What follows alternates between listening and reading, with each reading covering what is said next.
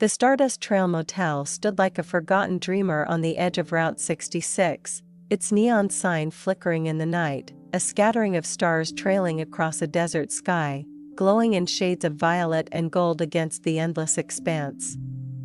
The air was thick with the scent of creosote and the faint hum of distant coyotes, carried on a breeze that whispered through the cholya like a half-forgotten wish. I stood in the doorway of room 5, my cigarette glowing faintly, its ember a small spark against the vast, starry night. A truck roared past on the highway, its headlights slicing through the darkness before fading into the horizon, leaving behind a low rumble that echoed in my chest. I exhaled, watching the smoke curl upward, blending with the constellations I'd never cared to name. My name's Lila, not the Lila you might be thinking of, but a different one, a stranger to you and maybe to myself. I'm telling you this because some nights are like wishes, they pull you toward dreams you buried, then leave you wondering if they're worth chasing. That night was one of those. It was early August, the kind of heat that clings like a memory, pressing against your skin and making your thoughts restless. I'd been working this road for 3 years, from Texas to California, each motel a fleeting shelter, each room a stage for someone else's escape. I was good at it, good at being what they wanted, good at keeping my heart locked away where no one could touch it. But that night wasn't about what I was good at. It was about him, and the way he made me yearn for dreams I was afraid might break. I flicked my cigarette to the gravel, crushing it under the heel of my worn boots.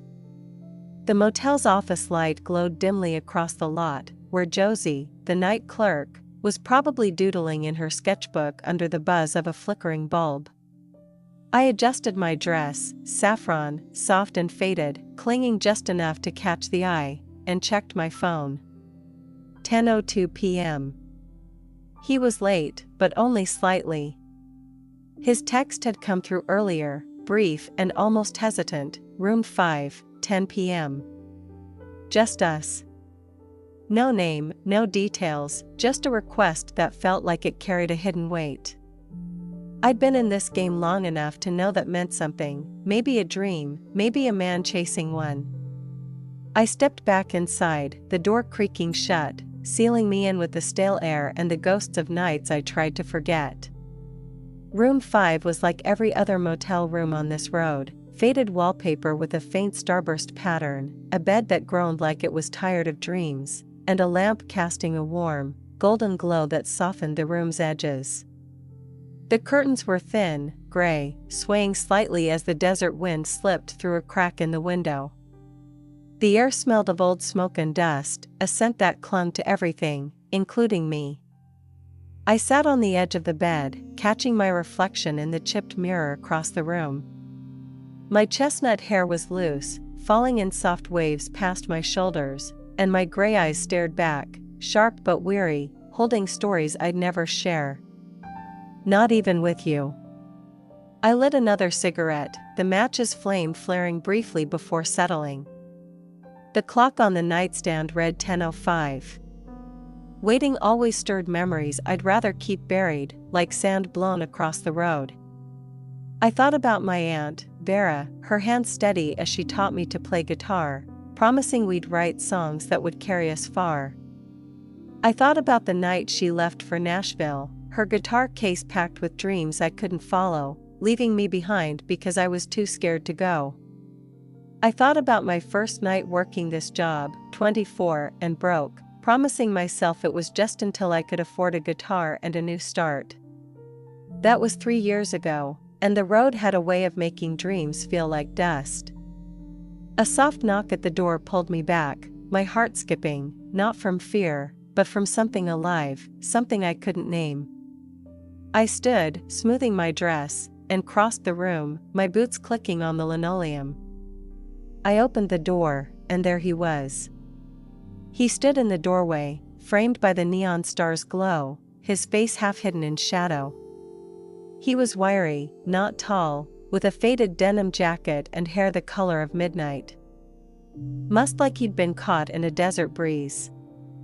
His eyes were blue, deep and restless, like a sky before a storm, carrying a weight I couldn't read.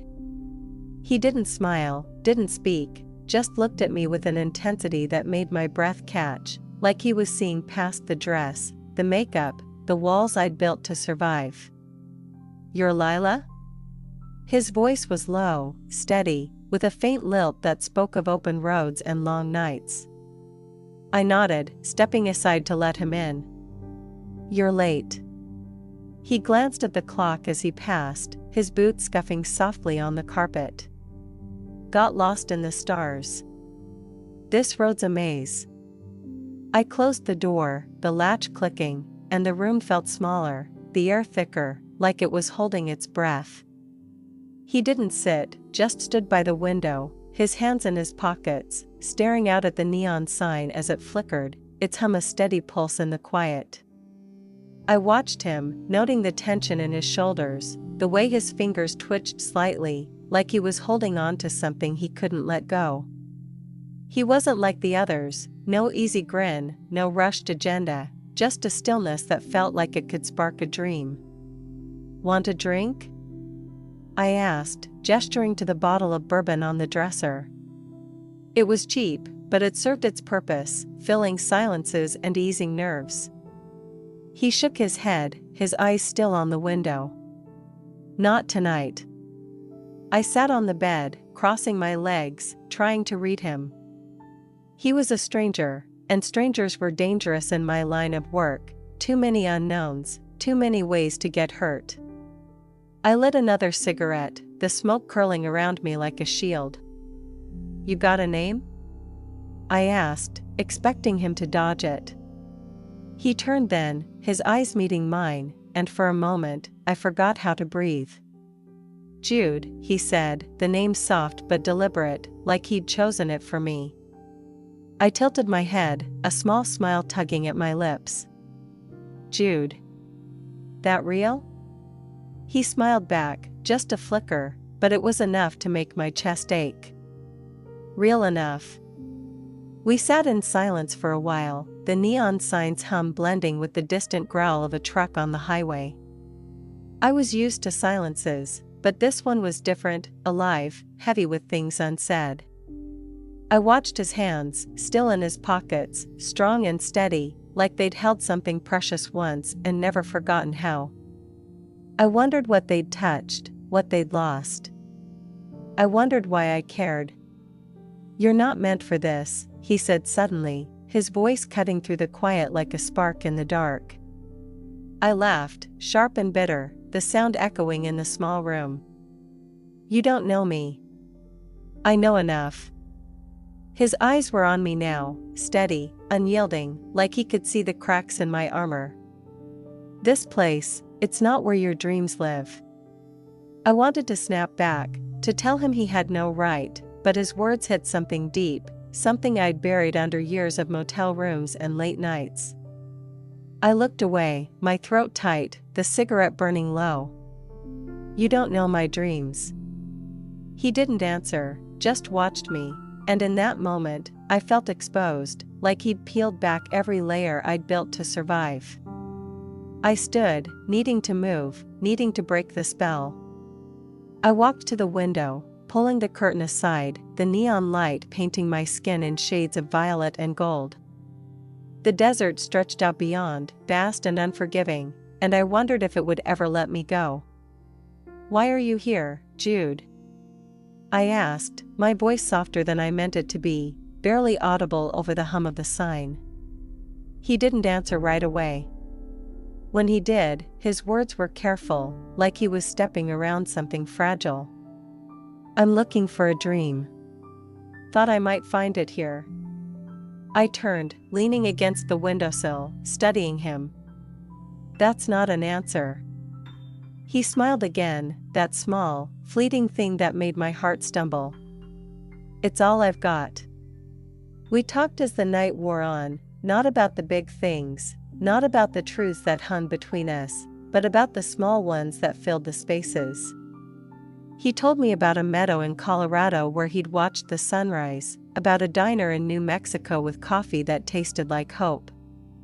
I told him about the time I'd strummed a guitar in an Oklahoma bar, How it felt like the world was listening. We laughed. And it felt like a secret, like something I hadn't earned. His eyes softened when he looked at me, like he was seeing someone I'd forgotten how to be. Hours passed, the bourbon untouched, the bed a silent witness to a night that wasn't what I'd expected. He didn't touch me, didn't try, but every glance, every pause, felt more intimate than any touch I'd known. I found myself imagining what it would be like to reach for his hand, to feel the warmth of his skin, to ask him to stay. But I didn't. That wasn't how this worked. As dawn crept through the curtains, painting the room in soft grays, he stood, pulling a small, folded piece of paper from his pocket. He held it out to me, his fingers brushing mine, warm and steady, sending a shiver through me I couldn't explain. "Keep this," he said, his voice low, urgent. "Don't open it yet." I took it, my heart racing. "What's in it?" He didn't answer, just looked at me, his eyes tracing my face like he was memorizing every line. Then he turned and walked out, the door clicking shut, leaving me with the hum of the neon sign and a weight in my hand I didn't understand. I stood there, clutching the paper, my mind a storm of questions. Who was Jude? Why had he come? And what was in that note, burning against my palm like a dream I wasn't sure I could chase? The Stardust Trail Motel faded into the haze of my memory, but that night clung to me like the scent of rain on the wind. I carried the note in my purse, its edges softening with every day I didn't open it. I told myself I'd forget him, that he was just another shadow passing through, but every time I closed my eyes, I saw his, blue, restless, haunted. I saw the way his hands stayed still, like they were afraid to reach for something they'd lost. I saw the way he looked at me, like I was more than the girl in room 5, more than the life I'd built to survive. Weeks passed, and I kept moving, motel to motel, town to town, the endless stretch of Route 66 a map of my survival. I worked, I smiled, I played the part, but it felt hollower now, like I was wearing someone else's skin. The men I met blurred together, their voices a dull hum against the memory of his. I started to wonder if I'd imagined him, if he was just a flicker of neon light, a dream born from the desert and my own longing. It was mid-September when I saw him again, at a motel called the Moonlit Mesa Inn, just outside Barstow. The air was cooler now, sharp with the promise of fall, and the neon sign above the motel flickered in a slow, mournful rhythm, casting a soft teal glow over the parking lot. I was outside, leaning against my old Toyota, the metal cold against my back, smoking and watching the stars.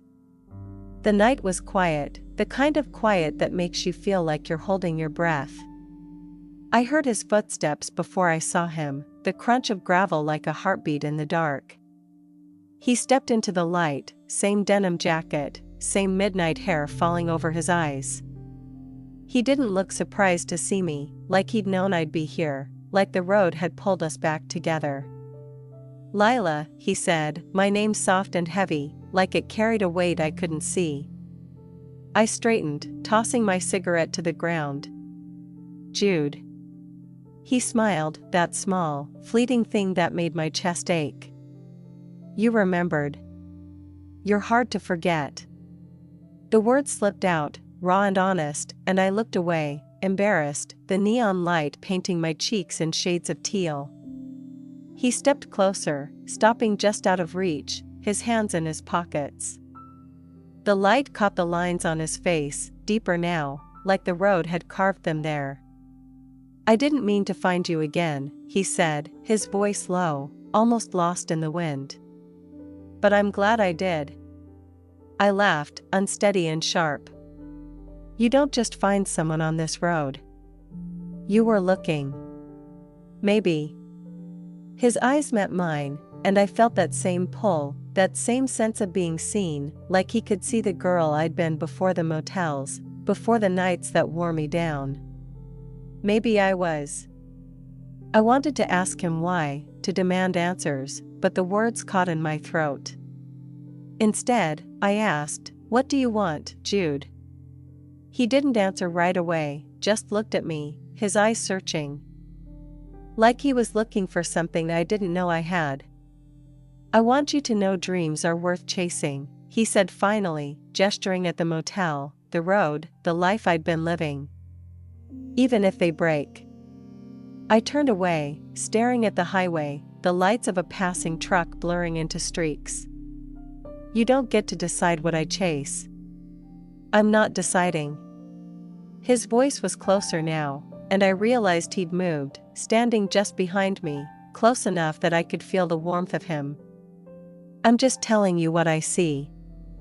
I turned to face him, my heart pounding, and for a moment, we were all there was, the neon sign, the desert wind, the space between us alive with something I couldn't name. I wanted to reach for him, to bridge that gap, but I didn't. Instead, I pulled the note from my purse, holding it up. "What's this, Jude? Why'd you give it to me?" He looked at the note, his expression unreadable.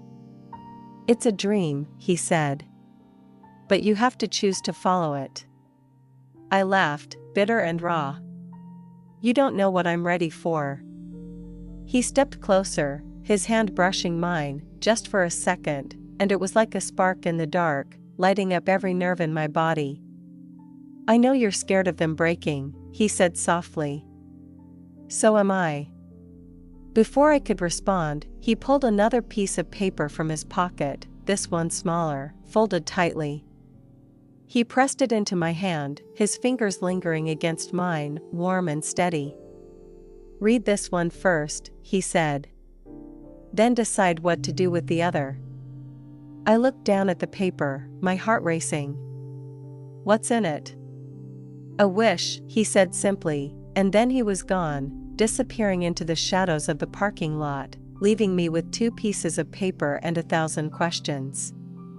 I stood there, the papers heavy in my hands, the neon sign buzzing above me. I didn't open them, not yet. I was afraid, not of him, but of what he represented. A dream, maybe, that might shatter if I held it too close. I leaned against my Toyota again, lighting another cigarette, the stars watching me like they knew something I didn't. The road stretched out before me, endless and uncertain, and I wondered if I'd ever find the courage to follow it. The moonlit Mesa Inn was behind me now, but the papers stayed with me, tucked in my purse like secrets I wasn't sure I wanted to keep. I drove west, the road unfolding under my tires, the neon signs blurring into memories. I couldn't shake Jude, his voice, his eyes, the way he'd made me feel like I could chase my dreams, even if they were fragile. I thought about the girl I used to be, the one who played guitar with Vera, who dreamed of songs that would carry her far. She was still there, somewhere, buried under years of motels and men, under the weight of a heart too afraid to break. Jude had seen her, somehow, and now he was asking me to find her again, to embrace the impermanence of dreams despite the fear. I stopped at a motel called the Shore's End, just inside California. The neon sign was faint, its letters half burned out, casting a soft blue light over the parking lot. I sat in my room, the papers on the nightstand, the lamp's light warm and golden, like a memory. The air smelled of dust and salt, the ocean close now, its rhythm a steady pulse in the distance. I lit a cigarette, the smoke curling toward the ceiling, and stared at the papers, my heart pounding. I picked up the second paper, the one he'd given me at the moonlit Mesa Inn. It was small, folded tightly, the edges worn from being carried too long. I unfolded it, my hands shaking, and found a short note, the handwriting steady but hurried, like he'd written it in a moment of desperation. Lila. My name's Jude, but there's more to it than that. I've been running from dreams I couldn't hold, from wishes that broke when I reached for them. I saw you in room 5, and for the first time in years, I felt like I could try again. You're not just a light in the dark, you're the kind of light that makes a man believe dreams are worth chasing, even if they fade. I don't know if I can, but I need you to know you made me want to try. The other note is the rest of it. It's not just my story, it's a chance for you to chase yours. But it's up to you. Jude. I read it again, my eyes burning, my chest tight. Jude. He'd seen me, really seen me, in a way no one else ever had. I set the note down and reached for the first one, the one from that night at the Stardust Trail. It felt heavier now, like it carried the weight of both our lives. I opened it, my breath catching, and found a single sentence inside. Find me at the end of the shore, Lila. I'll be waiting where the road meets the sea. Below it was an address, a beach in a town called Dream's End, just a few hours away, and a small, hand-drawn sketch of a star. I stared at it, my mind spinning. He was asking me to follow him, to chase my dreams, to believe they were worth it despite their fragility. I thought about the road, the motels, the nights that had shaped me. I thought about Vera, how her leaving had left me afraid to dream, and how I'd been running from that fear ever since. And I thought about Jude, his quiet strength, the way he'd made me believe I could embrace the impermanence of my dreams. I packed my bag that night, the notes tucked safely in my purse. The Toyota's engine sputtered to life, and I drove west, the desert giving way to the ocean's salt and spray. The road felt different now, like it was leading me somewhere instead of just away. I thought about Jude every mile, his face sharper in my mind than the neon signs fading behind me. I thought about the life I was leading, the weight of it falling away with every mile. Dream's End was a quiet town, the kind of place where the ocean's song drowned out the world. The address led me to a beach, the sand cool under my boots, the waves crashing against the shore like a heartbeat. I walked to the water's edge, the wind sharp against my skin, and waited, my heart pounding, expecting to see him. But he wasn't there. Instead, I found a small, weathered notebook, half buried in the sand, with my name written on the cover. Inside was a single page, in his handwriting, "Dreams don't need to last to be real." I stood there, the notebook in my hands, the ocean stretching out before me, endless and unforgiving. I realized then that he wasn't coming, that he'd never been coming. Maybe he was still running, from dreams he couldn't hold, from wishes that broke when he reached for them. Maybe he was a memory, a mirror showing me the dreams I needed to chase within myself. But as the sun sank into the sea, painting the sky in shades of fire and ash, I felt something settle inside me. I'd come here for him, but I was here for me, to embrace the impermanence of my dreams, even if they might break. I didn't let the notes go this time. I kept them, along with the notebook, tucking them into my purse as I walked back to the Toyota. I didn't stay at Dream's End. I drove on, not knowing where, but carrying those dreams with me. The road had brought me to him, and he had shown me that chasing dreams was worth the risk, even if they faded. And maybe that was enough,